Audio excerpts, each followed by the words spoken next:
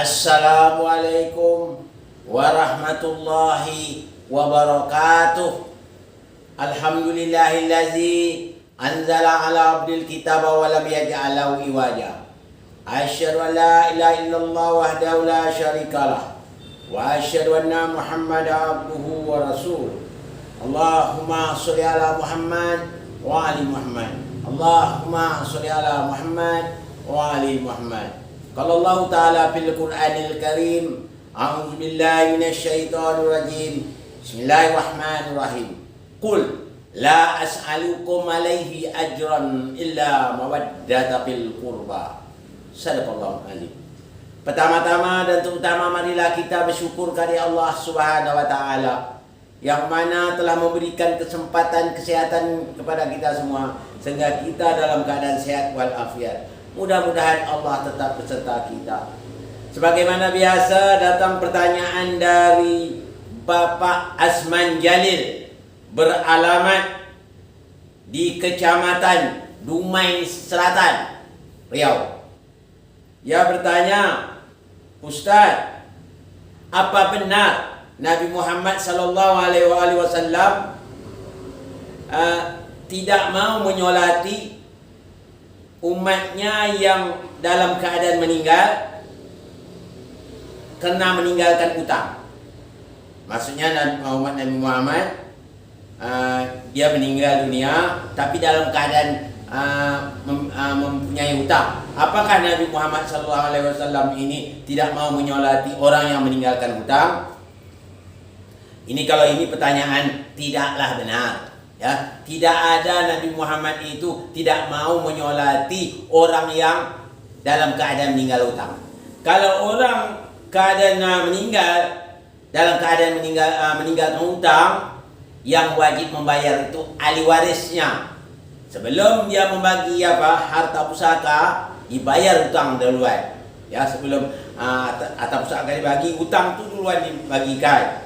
Itu maksudnya, tidak ada larangannya. Tapi kalau seandainya orang itu meninggal dalam keadaan munafik atau dalam keadaan murtad, baru Rasulullah tidak akan menyolatinya. Jadi ingat ya, hutang itu memang wajib dibayar. Namun gara-gara berhutang tidak disolati mayat itu. Tidaklah benar. Tidak ada Nabi melakukan seperti itu. Yang pertanyaan yang kedua, Ustaz, kita umat Islam pasti ada utang sama Rasulullah Sallallahu Alaihi Wasallam.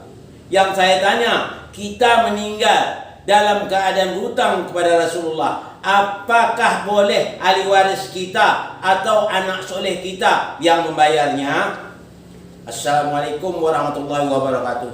Waalaikumsalam warahmatullahi wabarakatuh. Dua pertanyaan tadi Pak Azman Jalil. Yang jelas, kalau apabila orang itu berhutang, Pak Azman Jalil, disolat Nabi, ya dia tetap disolat oleh Nabi. Tidak ada larangan orang berhutang apabila meninggal tidak disolati. Tidak ada larangannya. Jadi orang berhutang tetap disolati. Apalagi zaman sekarang orang banyak diutang di bank, meninggal dunia, tak mungkin dia tidak disolati, tetap disolati. Masalah hutangnya, ahli waris lah yang meneruskannya, ya. Ahli waris, kalaupun tak ada ahli waris meneruskannya, ada asuransi dia menyelesaikannya. Beres itu. Larangan untuk utang tetap dia disolati, ya. Begitu yang pertanyaan kedua ini mengatakan, kalau kita semua sudah berhutang kepada Nabi Muhammad, umat Islam semuanya berhutang kepada Nabi Muhammad, kalau kita meninggal, hutang kita belum terlunasi kepada Nabi Muhammad, apakah bisa ahli waris kita atau anak soleh kita yang membayarnya? Ya, kalau kita berhutang dengan Nabi Muhammad, itu tak bisa ahli waris yang membayarnya, karena hutang itu bukan bentuk materi. Begitu juga anak soleh tidak dapat membayarnya. Hutang itu yang bersangkutan wajib pribadi untuk membayar, merupakan kewajibannya. Apa? Hutang kita semua. Umat Islam semuanya berhutang kepada Nabi Muhammad. Jangan sampai tidak tahu. Ada teman saya seorang profesor, saya bilang dulu pernah juga masalah hutang nih. Dia kata dia tidak ada, nah mungkin kita berhutang dengan Nabi Muhammad sedang kita tidak pernah berjumpa dengan Nabi Muhammad.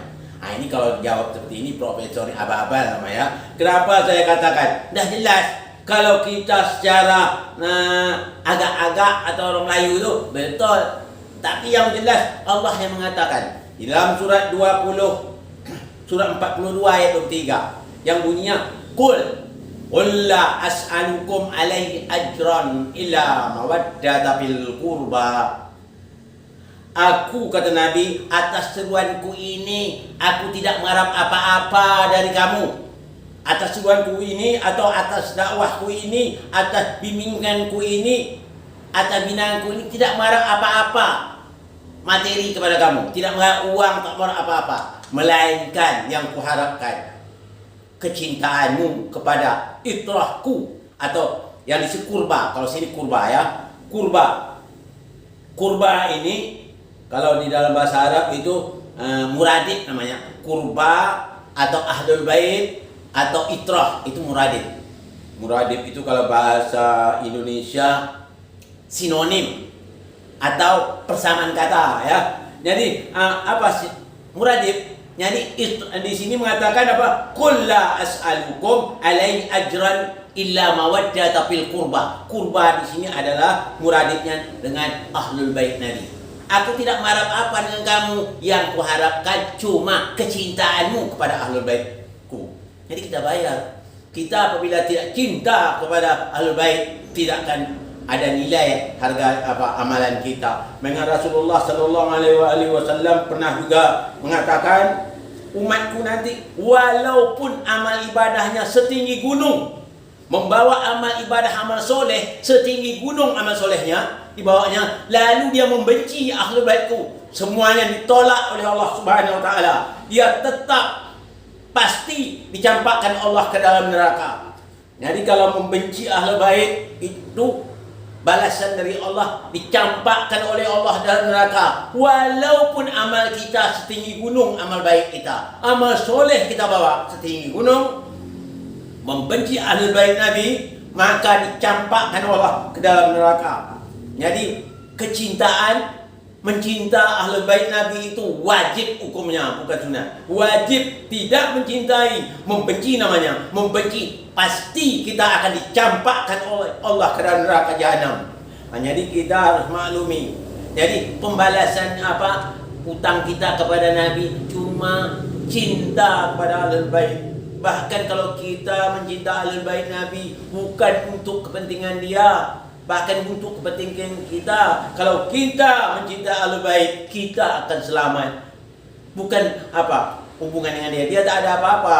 Ya, kita mencintai tidak mencinta dia tidak dapat apa-apa bagi dia. Tapi kita yang mendapatkan sesuatu. Beda loh dengan kita. Kalau kita mencintai seseorang, ya, mencintai seseorang yang bermanfaat siapa? Orang yang kita cintai. Apa yang diminta? Mau apa? Mau mobil? Ku belikan untuk mobil. Apa yang kau mau lagi? Rumah besar? Ku belikan rumah. Apa yang kau minta? Pasti ku kabulkan. Nah, gitu. Kalau kita mencintai kepada seseorang. Kalau kita mencintai pada seseorang, yang beruntung orang yang kita cintai. Tapi sini beda. Kalau kita mencintai Allah, mencintai Rasul, mencintai ahlul bait Nabi, yang beruntung hanya kita. Jadi untuk membayar keuntungan kita itu adalah cinta kepada ahlul baitnya. Jadi qul la as'alukum alaihi ajran illa mawaddata fil qurba. Katakanlah, itu Allah perintah tu. Katakanlah ya Muhammad, aku tidak mengharap upah spesial pun dari kamu atas dakwahku ini, atas ajakanku ini ke jalan Allah. Aku tak mengharap apa-apa dari kamu. Yang ku harap, kata Rasul, kecintaanmu kepada ahlul baitku. Jadi Rasul mengharap kecintaan kita kepada ahlul bait dia. Siapa? Itrah dia. Ya. Siapa lagi? Kurba, itu sama sinonimnya. Yang di sini utang kita kepada Nabi. Jadi tak dapat dibayar orang lain. Harus kita pribadi yang mencintai dia sebagai bayaran utangnya baru bisa. Tak dapat orang lain, tak bisa dia anak soleh sendiri pun tak dapat. Kalau kita dalam keadaan membenci ahlul bait, anak soleh pun tak dapat bantu kita. Bahkan kata Rasul, walaupun membawa amal soleh setinggi gunung, membenci ahlul baitku, pasti Allah campakkan dia ke dalam neraka. Inilah untuk jawab kedua pertanyaan. Lalu